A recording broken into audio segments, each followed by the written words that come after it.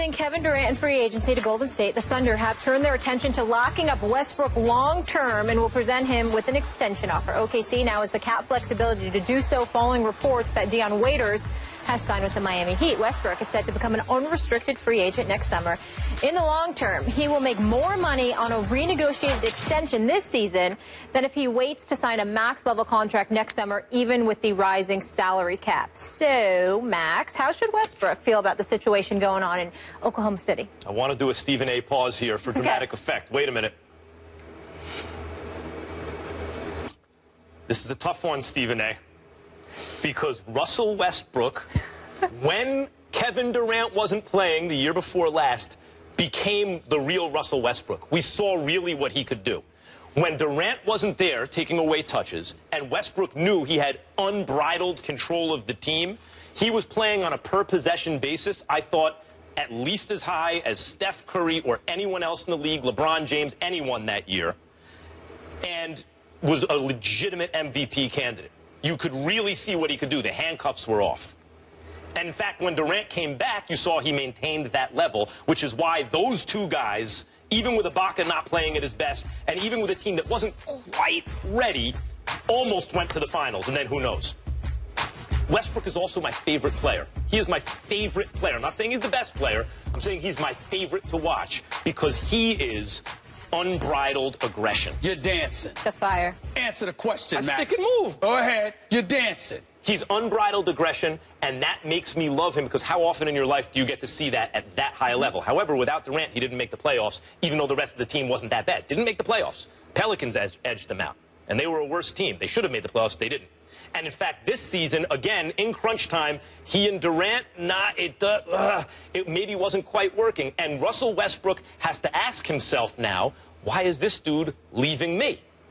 So the question as to whether or not he should stay in OKC is what's most important to him. Does he want to win a championship, which I still think they can do in OKC because Presti is an amazing GM, and because they still have talent, and because now they have cap room to give him the money, and the cap's going up again next year, etc. Or is what's most important, and then now it's his team, or is what's most important to him to play in a big market and have it his team? Yep. How much is enough to satisfy his ego? What's the priority? I'm hoping that for Russell Westbrook's sake that he just wants to win and from a pure basketball point of view stays in OKC. However, I suspect that's not going to be the case. I don't think that's enough for him. That aggression he shows on the court is a kind of reflection of his ego, and I love it, but I wonder if in certain ways it limits him. The direct answer to this question is that Russell Westbrook should do what the hell he wants to do, whether that means staying in OKC or going elsewhere. He is one of the top 5 talents in the game. I think he is big time. I think he is an assassin personified, the most ruthless competitor in the NBA today. Having said that, I don't think there's any way in hell he should sign the max right now. I think that Sam Presti, respected as an executive in this league as well as he should be because he continuously has fielded a contender. The fact of the matter is Sam Presti's resume is good, but it's not great.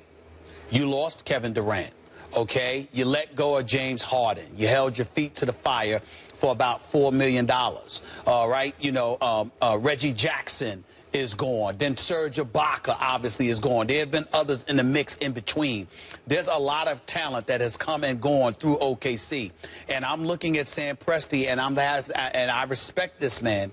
And I've continuously called the Oklahoma City Thunder a stellar organization. They deserve our respect. Please don't get me wrong. But it doesn't refrain me from asking the question, what exactly are you doing to ingratiate yourself with these players? Because if you're Sam Presti, you know, when you let go of Scott Brooks and you hired Billy Donovan, did you talk to Kevin Durant before you did something like that? I'm just wondering. I mean, because when you have a small market team, you have to ingratiate yourself with players in a fashion that makes sure that they're receptive to you. You have to cultivate a relationship to some degree. I am not saying that Sam Presti didn't do those things. I am saying it's not something that comes across as very obvious. The players never, ever speak against him. I've never heard players speak against him. I also haven't heard them speak up for him. They respect him. They respect the job that he's done. They respect they respect the fact that he is the face of the organization from an executive position.